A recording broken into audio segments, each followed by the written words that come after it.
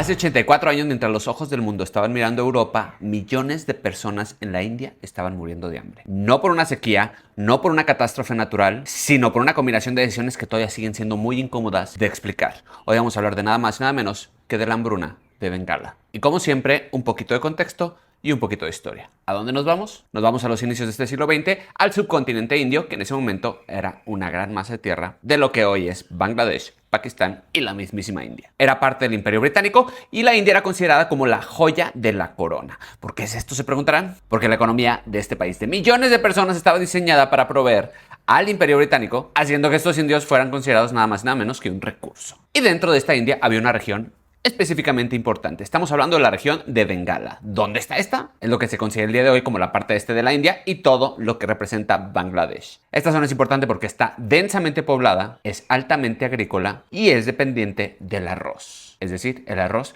no era solamente una comida, sino que era un estilo de vida.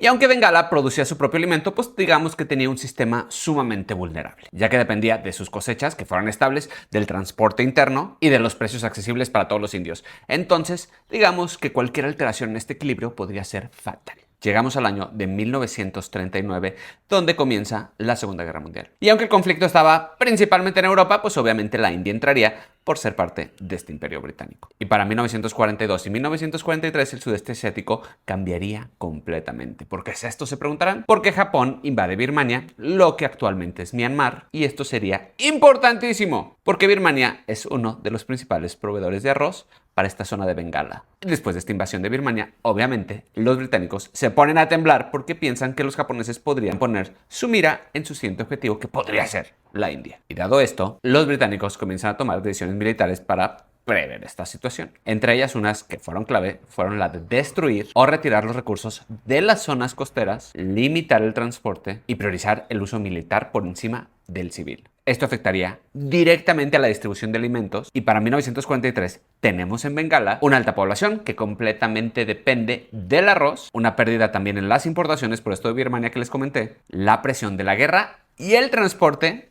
afectado. Es decir, este sistema ya está tenso, ya está vulnerable y ya está al punto de la ruptura. Y como ya les comenté, tras la caída de Birmania, pues obviamente esta parte de Bengala pierde una fuente clave de lo que es el arroz. Pero no es que no hubiera comida, simplemente bajaría un gran porcentaje de esta. Y a medida que el arroz escasea, pues digamos que la economía hace lo suyo y los precios comienzan a subir para que a los pocos meses se llegaran a disparar. ¿Qué terminaría pasando? Pues obviamente el arroz se vuelve inaccesible porque los salarios no suben al mismo ritmo y la gente empieza a no poder comprar comida. Es decir, no es falta de alimento, sino que es falta de acceso a este. Y aquí empezarían a aparecer, pues, símbolos y comportamientos típicos de este tipo de crisis. ¿Cómo cuáles? Se preguntarán ustedes. Pues obviamente el acaparamiento, la especulación y la venta de productos inflados. Esto lo vimos en la pandemia con cosas tan ridículas como el papel de baño. Y esto es muy importante porque si volteaban a ver a Bengala, veían que sí había alimento. El problema es que no tenían acceso a él. Entonces el gobierno británico de la India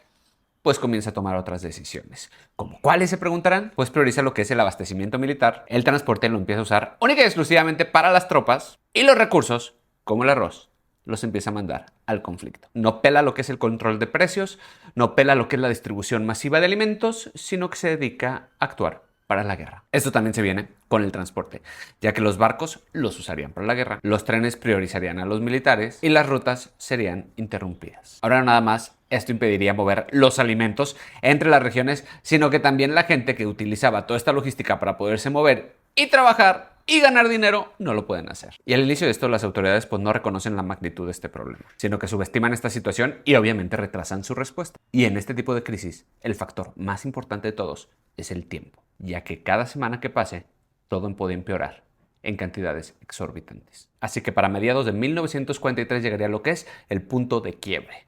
¿Y qué es esto? La crisis deja de ser económica para volverse una crisis de hambre. Las personas comienzan a vender todo lo que tienen, empiezan a abandonar sus hogares y empiezan a migrar a ciudades en busca de comida. Este sistema ya no estaría bajo presión, sino que este sistema había colapsado. A partir de aquí, el hambre dejaría de ser silenciosa porque la puedes ver en las mismas calles, donde se tienen reportes de personas sumamente delgadas, sin fuerza e incapaces de trabajar. Los cuerpos de estas personas comenzarían a colapsar en la misma rutina del día a día. Y esto no estamos hablando de personas aisladas, estamos hablando de un suceso a gran escala.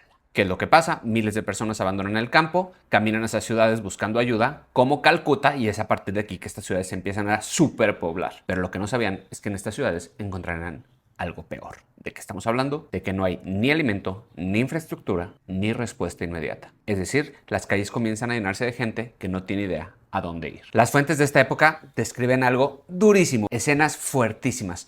Por ejemplo, describen que había gente muriendo en las calles, en los mercados y en las estaciones de tren, y que los cuerpos eran abandonados ahí a su merced. Es decir, familias que ya no podían sostener a sus propios miembros, de hecho ni los podían cargar, porque no tenían las fuerzas para hacerlo. Los abandonaban ahí, dejando ver que esta hambruna dejó de ser una amenaza para convertirse en una realidad del día a día. Y cuando el hambre es extrema, la sociedad empieza a romperse. Estamos hablando que empiezan a abandonar a sus propios niños, empiezan a vender todas sus pertenencias por un pedazo de pan. Y obviamente esto hace que las familias se rompan por completo. La estructura social deja de funcionar. Aquí el tema se trata de sobrevivir. Y con el tiempo, al ver esto, obviamente empezaría a haber ayuda. ¿Cuál es el problema de esta? Pues que ya es muy tarde y que es insuficiente. Porque cuando se reconoce la magnitud de esto, ya millones de personas están en condiciones críticas. ¿Cuál sería el costo de esto? Se preguntarán. Se estiman alrededor de 2 a 3 millones de personas que perderían la vida por esta hambruna.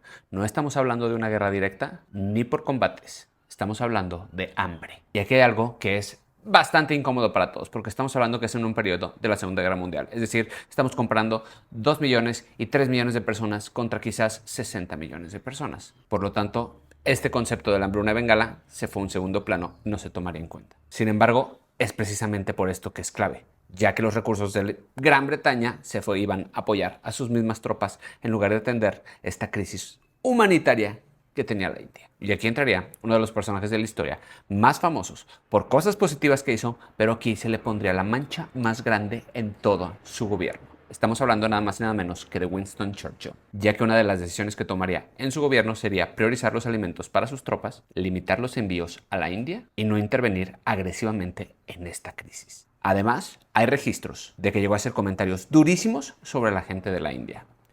Todo en su contexto, esto podía ser normal para este contexto, sin embargo el resultado de esto causó muchísimas bajas. Con el tiempo, muchos historiadores han coincidido en algo. ¿Y qué es esto? Te preguntarás. Que no era un tema de escasez a nivel imperial, es decir, había comida para todo el imperio. El problema aquí es que no se redistribuyó adecuadamente. Y cuando se intentó hacer, no llegó a tiempo y Bengala ya había sufrido esto. Y dado esto, podemos decir que esta hambruna de Bengala sigue siendo un tema de discusión gigantesca. ¿Por qué es esto? Porque hay dos posturas claves. La primera, que la responsabilidad británica era significativa. Es decir, que las decisiones políticas de Winston Churchill agravaron este proceso.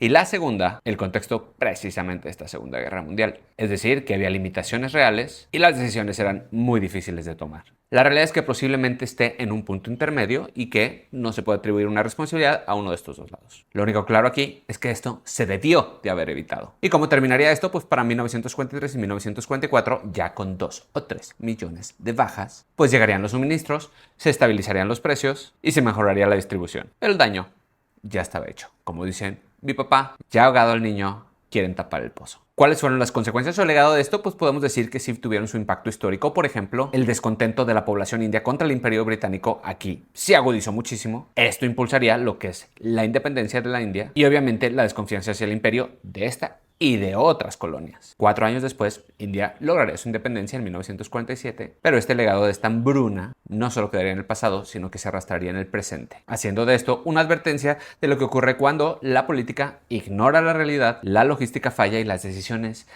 de un lugar se toman a miles de kilómetros de donde sucede. Millones de personas murieron, no en el campo de batalla, sino en silencio, sin armas y sin guerra directa, solo sin comida. Porque a veces las tragedias más grandes de la historia humana no suceden por algo que hizo falta, sino que suceden por algo que no se hizo a tiempo.